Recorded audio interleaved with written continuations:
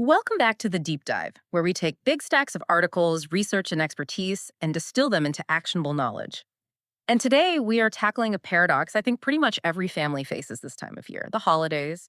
It's meant to be this beautiful, restorative time of family celebration, and yet, And yet, for so many of us, it becomes this yeah, period of maximum stress. exactly. Disrupted sleep schedules, unexpected travel, really high social demands, and, all those well meaning but pretty intense family expectations. Mhm.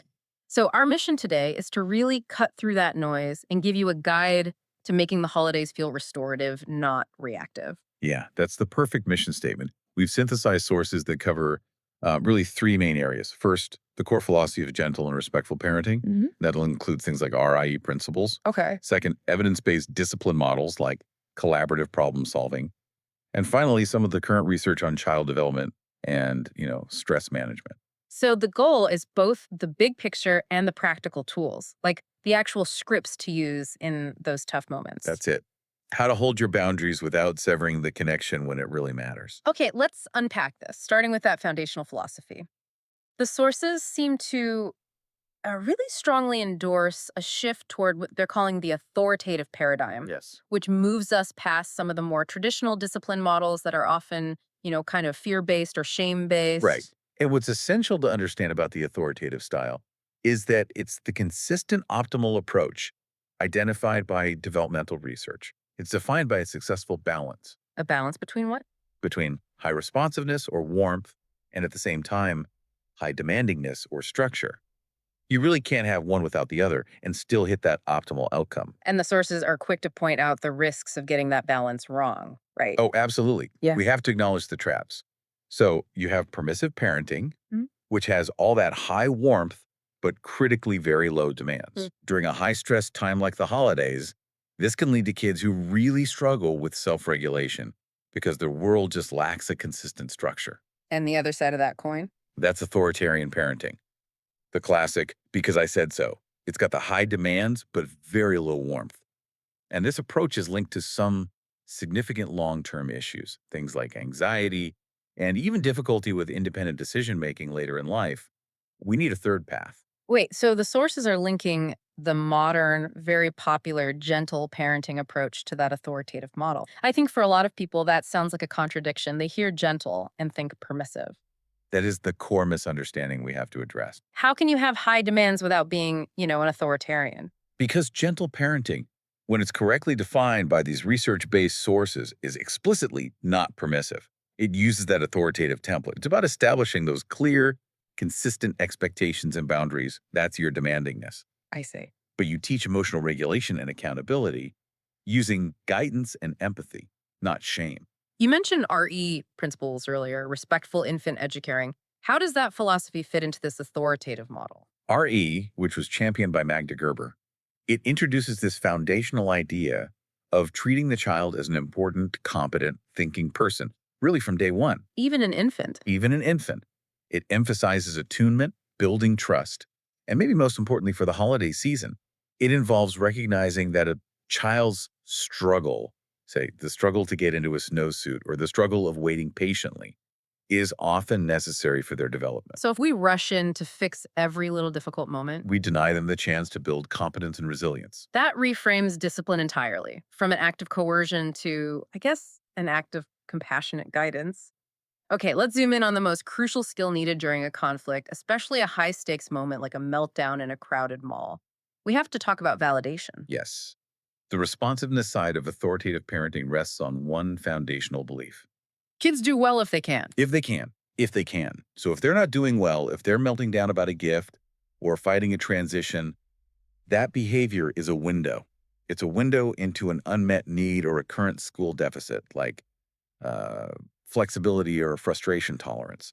It is not intentional misbehavior. So, if the behavior is the symptom, not the story, then the main tool for addressing that symptom is what they call emotion coaching. Absolutely. The research is incredibly clear on this. When kids are swept up in powerful, strong emotions, those feelings have to be acknowledged and validated first, before you can even begin to address the behavior. And if we don't, if we just say, you shouldn't be sad about that silly toy. We invalidate their internal experience, and the feelings don't go away. In fact, That kind of rejection of negative emotion is linked to increased anxiety later on. And this is where parents struggle, right? Because we are so conditioned to want to just stop the crying immediately. Of course. But the crucial parent role, according to the research, is not to avoid the distress or fix it right away, but to help the child tolerate and work through the feeling. That's a huge distinction. If we're always focused on their immediate happiness, we're teaching them to run from discomfort. And you set them up for a really fragile relationship with their own emotions. We need to reinforce that they can handle big feelings and that you're right there to help them navigate it. Okay, that script is so important. Let's take the classic scenario. Child desperately wants some overpriced, sugary thing at a relative's house, and it leads to a very visible tantrum. You're feeling that social pressure. Give us the language. First, you have to tune out the perceived judgment from the outside world, all those eyes staring. You tune into your child. Validation first, then you hold the boundary. Good. The script is simple. You really want those fancy cookies, don't you? I can see you are so disappointed, and it's really hard when we can't have what we want. You name the feeling, you validate the struggle, And then you state the boundary, kindly but firmly. And I'm not buying them today. that sounds great in theory, but when I'm actually standing in that crowded store, just sweating under the pressure, how do I actually tune out all those external factors? It requires deep parental self-reflection, which the sources highlight as, frankly, non-negotiable. We have to model healthy ways of handling our own anxiety and frustration. Because they're watching us. They're learning their coping skills directly from us. Hmm. If we want our children to manage disappointment well, we have to let them watch us grapple with our own frustrations in a healthy, transparent way. Mm. If you yell when you're frustrated, you're teaching them that's the appropriate response. Okay, so we've covered the warmth and responsiveness side. Now let's tackle the harder part for a lot of people. The structure and the discipline, that demandingness axis. If we aren't using traditional punishment, how do we enforce that structure? We view discipline as a teaching tool. It's Yeah. meant to promote self-regulation and independence. So it's all about consequences that are relational and instructional, not punitive. And there are two main types, right? Exactly. First, you have natural consequences. These are outcomes that happen automatically with zero adult intervention. So if you leave your new toy outside in the rain, it gets rusty. The world does the teaching for you. Crazy. It's hugely effective because it connects the child's choice directly to the outcome.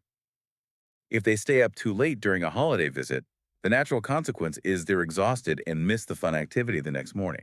And the second type, the ones we sometimes have to impose. Those are logical consequences. Yeah. And the key here is they are predetermined by the parent and must be rationally related to the behavior. They can't feel arbitrary. Give me an example. Okay, a classic. If siblings are fighting and arguing over a new game during a family gathering, the logical consequence is that the game is put away for a specified period of time. Not, go to your room, which has nothing to do with the game. Exactly. The structured application forces the child to engage their executive functions, to really assess cause and effect. What if we have a predictable repeating behavior? Like maybe every single year, my kid freaks out about the fancy outfit for Christmas Eve dinner, and logical consequences just aren't cutting it. That's when the sources recommend we escalate to a more advanced, trauma-informed approach called collaborative problem solving, or CPS. Okay. The goal here is not to impose your will. It's to recognize that the child has a skill deficit or an unmet need, maybe flexibility or a sensory tolerance, and to collaborate with them to solve the problem that's leading to the behavior. And this is operationalized through something called Plan B. Yes. Let's walk through the 3 steps of Plan B using that outfit refusal example. Great. So the adult expectation is you have to wear the nice sweater for the family photo. The child's behavior is a meltdown. Right. So step 1 is the empathy step. You gather information. You say something like, hey, I noticed you were really upset when I showed you this sweater. What's hard for you about wearing that? And they might say, it's too itchy or feels tight. Exactly. You get their perspective. Step 2 is the define adult concern step. Now, you clearly share your concern. My concern is that we need to take family photos for Grandpa tonight, and we're going to be late if we spend 20 minutes arguing about clothes. Okay, both concerns are on the table. And finally, step 3 is the invitation step. You collaboratively generate solutions. You might ask, okay, it's itchy and I need you in the photo. Can we find a soft t-shirt to wear underneath it? Or maybe you could wear the itchy sweater just for the 10 minutes of photos, and then you can change right after. So the goal is mutual buy-in, not just compliance. That's the key. It de-escalates the power struggle. This feels like a phenomenal framework. Now let's apply this directly to the unique logistics of holiday stress. The connection between holiday disruption and neurological function is huge. I mean, kids and adults, especially those with executive function challenges or neurodivergence like ADHD or autism, they rely heavily on routine and predictability. So when routines are broken and social demands surge, Stress increases dramatically, and that leads to the very meltdowns we were just talking about. so we need proactive steps. If we know we have a busy family event coming up, what's the single best thing we can do, maybe 24 hours out, to set our child up for success? Sleep. The sources are crystal clear on this. The most immediate, impactful step is maintaining a consistent sleep schedule as much as possible.